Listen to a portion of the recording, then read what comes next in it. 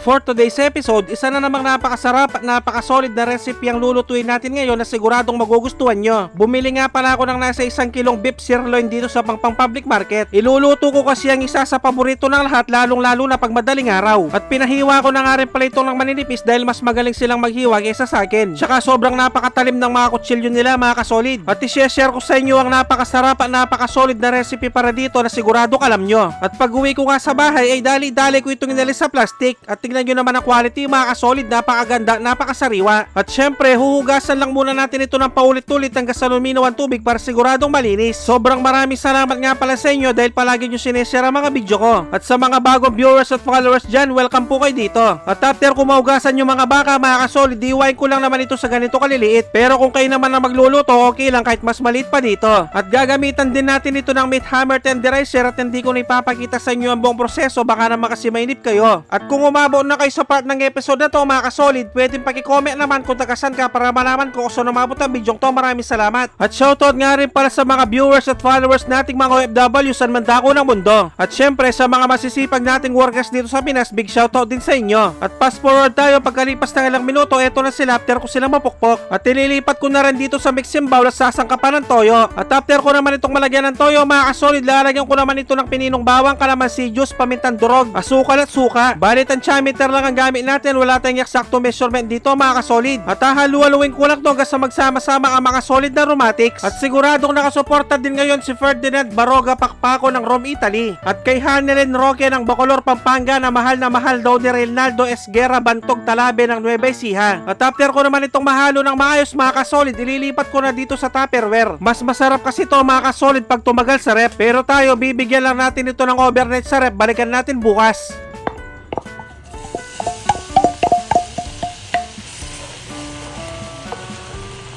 At kinabukasan mga kasolid, nagprito na kaagad ako ng bawang. Masarap kasi sa recipe natin yung may fried garlic pag sinerve na. At after ko naman makapagprito, eto na yung minarinade kong baka. At hindi ko nga pala ito piprituin lahat mga kasolid, kukuha lang ako ng pagtikiman time natin. At magpapainit na rin ako ng mantika, start na tayo magprito.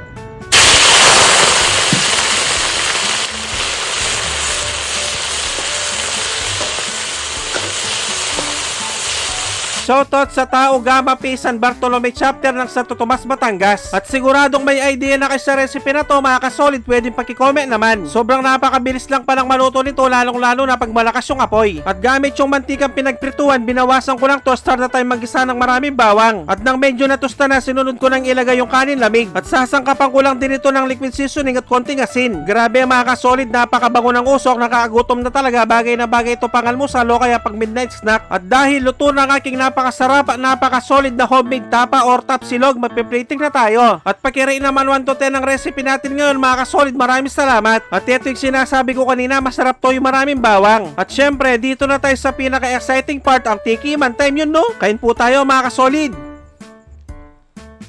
Sus Mariosep, kanyama na po. Grabe mga kasolid, mas masarap pa doon sa tapsilugan sa kanto. At sobrang napakasarap din pala nito yung may kasamang itlog, lalong-lalo na yung malasado. Sobrang napaka-perfect nito mga tampo.